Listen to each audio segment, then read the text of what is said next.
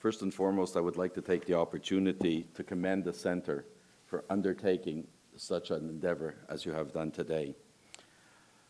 Since it's about memory, if you allow me just for one moment to discuss some of my own memories. I stand here today not as the CEO of Bennett Brith only, but as someone who has memories. My memories come through my family. And it's strange that as a father and as a grandfather, I still define myself as a child of survivors. So my roots are in the Vilna ghetto. My roots are in the Gestapo holding cell in Vilna. My roots are in the killing fields of Panar, where my grandparents were slaughtered. My roots are in number 197310 from Auschwitz, my father, and from Birkenau. So I come to you with memories. And I think what you are doing is so important. You alluded to the denial of the Holocaust. Yesterday, the League for Human Rights released its audit of anti-Semitic incidents, and featured prominently are those cases of denial of the Holocaust.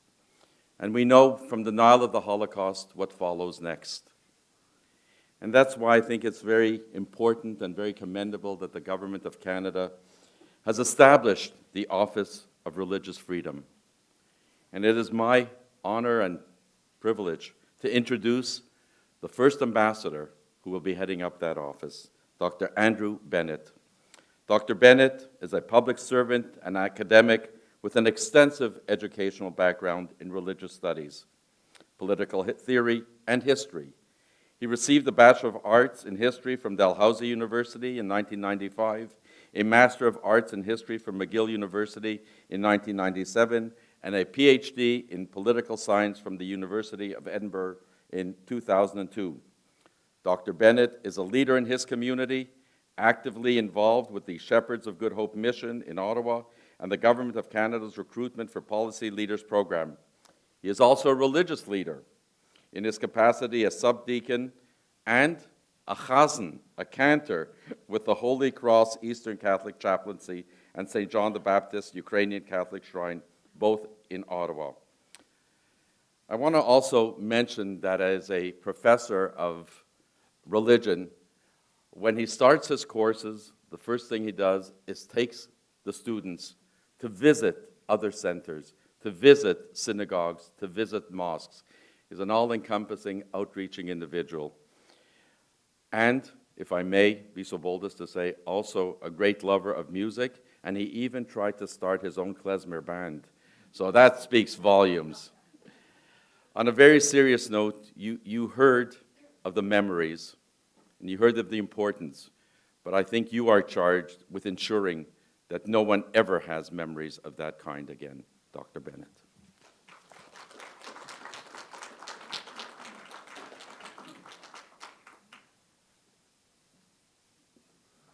Thank you very much, Dr. Dimant.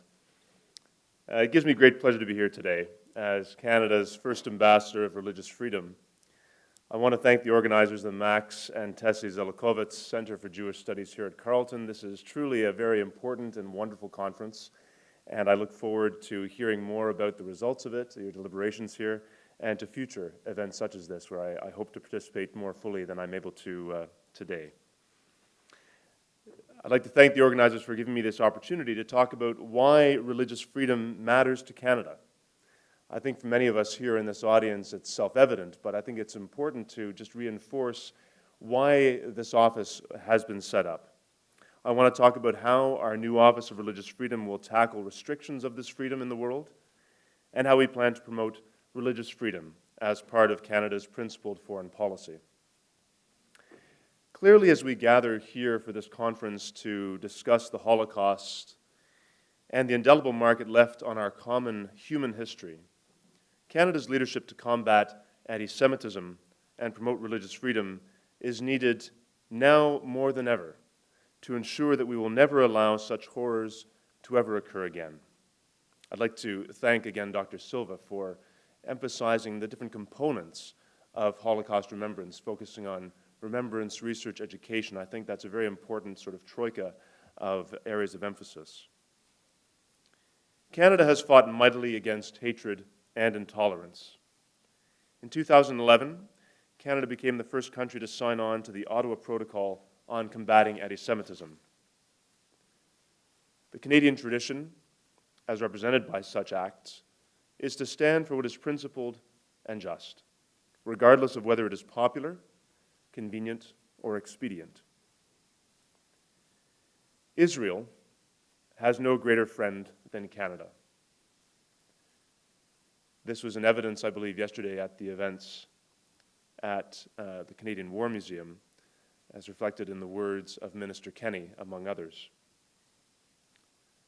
My own minister, Minister John Baird, has been speaking up against the new anti-Semitism that is so pervasive today. Why is it that we care so much? Why is it that we in Canada are so concerned about these issues? Indeed, Israel itself today, and for much of its existence, is a country whose very existence is under attack both literally and figuratively, whether it be from rockets raining down on Israeli schools or the constant barrage of rhetorical demonization, double standards, or delegitimization. Israel is under attack. It is symptomatic of that new ill, the new anti-Semitism that we find in the world today.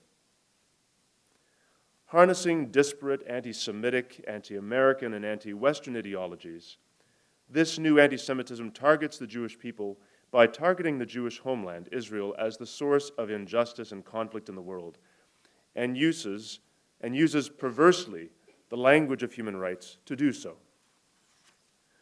We must be relentless in exposing this new anti-Semitism for what it is. Of course, like any country, Israel may be subjected to fair criticism. And like any free country, Israel subjects itself to such criticism, healthy, necessary democratic debate. But when Israel, the only country in the world whose very existence is under attack, is conspicuously and singled out for condemnation, I believe we are morally obligated to take a stand. Since my appointment by Prime Minister Stephen Harper on February 19th, I have been reaching out to various faith communities in Canada and around the world.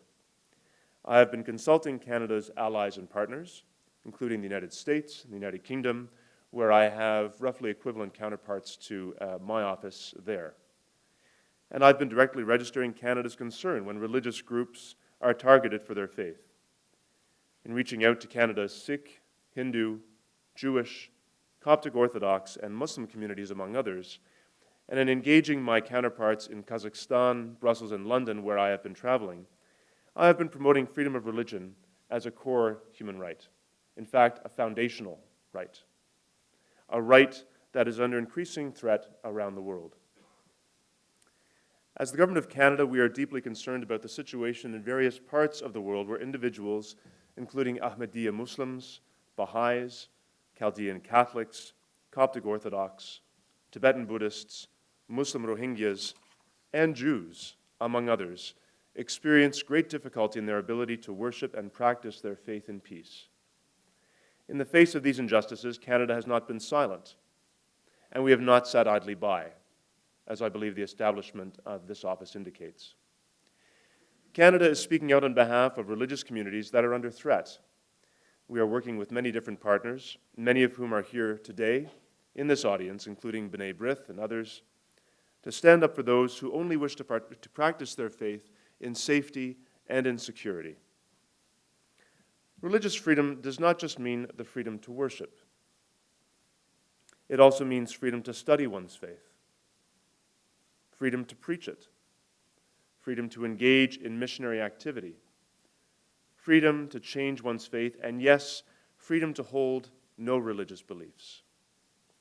As many of you know, the need for action in defending freedom of religion in many countries is extremely urgent. Religious persecution is on the rise around the world. Anti-Semitism is on the rise around the world. We are called upon to act and to defend the human rights of all. We must do so because religious freedom is not a theological issue. It is a human issue. Every society must recognize the basic human dignity of all, regardless of faith. We all possess free will, endowed upon us. We must have the freedom to exercise this free will in matters of faith. I believe myself very passionately that human dignity is central to the message of freedom of religion. All of us are created in the image and likeness of God. And in defending freedom of religion, that central element of human dignity must be present and must be the focal point. From my outreach to many different faith communities, it is clear to me that the pursuit of faith is inherent in our humanity. Each one of us seeks to understand who we are as human beings, how we relate to one another, to the world, and how we relate to the divine, or to a particular philosophy we might pursue. All of us have the right to express and manifest our beliefs, and this right and this freedom must be upheld and defended, without question. Canada, as you well know, and this conference points to in many different ways, is a pluralist society of many cultures and faiths. But we share fundamentally a common humanity with people from the world over. As such, it is our common duty to defend the rights of the afflicted and give voice to the voiceless. As Prime Minister Harper said, the cause is just, the need is urgent, and our responsibility is clear. As Canadians, as citizens of a free country, we have a solemn duty. Democracy will not find, and democracy cannot find, fertile ground in any society where notions of the freedom of personal conscience and faith are not permitted. In noting the widespread and increasing violations of religious freedom, the Prime Minister added, "We are compelled to do more by the sheer number and gravity of the offenses against this fundamental right around the world and the assault it implies on democracy itself." And if I may add, paraphrasing the Prime Minister, we are compelled to engage in acts and events like we are today. We believe, and research shows, that when religious freedom, pluralism, peace, and security are fostered, the soil is indeed fertile for the growth of strong democratic institutions and long-term prosperity. Individuals who are free to practice their faith in safety and security are also free to contribute to the economic, cultural, and political development of their nation for the benefit of all. As Pope Benedict XVI wrote in his 2012 apostolic exhortation, Ecclesia in Medio Oriente, religious freedom is the pinnacle of all other freedoms. It is a sacred and inalienable right. It includes, on the individual and collective levels, the freedom to follow one's conscience in religious matters, and at the same time, freedom of worship. It includes the freedom to choose the religion which one judges to be true, and to manifest one's beliefs in public. It must be possible to profess and freely manifest one's religion and its symbols without endangering one's life and personal freedom. Religious freedom is rooted in the dignity of the person. It safeguards our moral freedom and fosters mutual respect.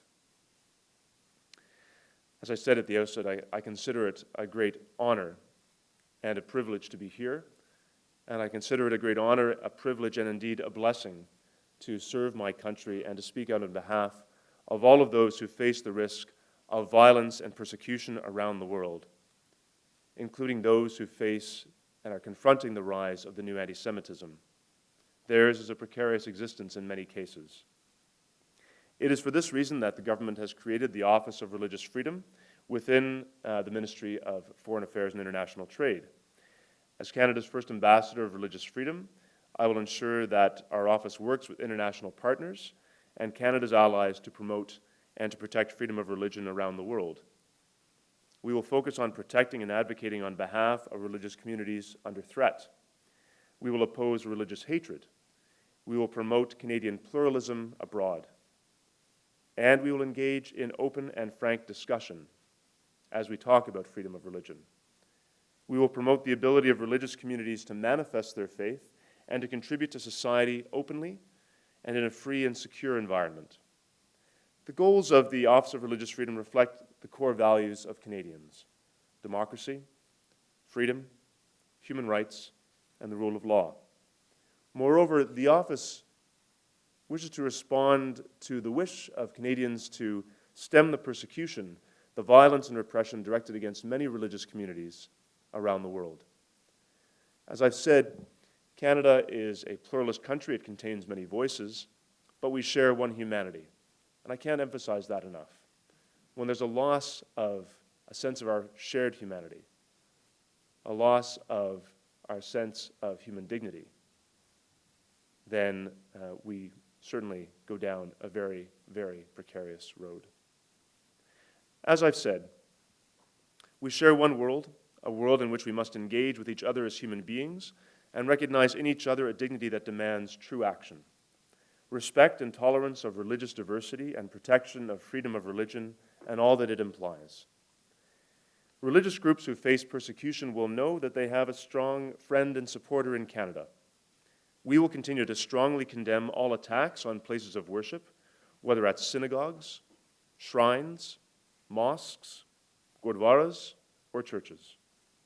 It is of utmost importance that every individual be able to practice his or her faith free from the threat of violence, intimidation, and discrimination.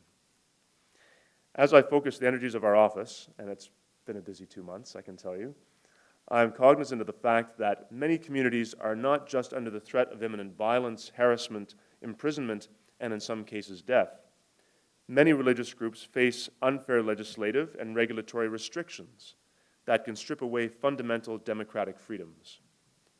Freedoms that include the basic right to vote, as we've seen with Ahmadiyya Muslims in Pakistan. These restrictions placed on religious groups under the guise of maintaining order and security undermine basic dignity and certainly the human rights of too many around the world. And the early years of the Nazi regime in Germany are evidence of this, what regulatory and legislative actions can mean for a community and what they are a prelude to.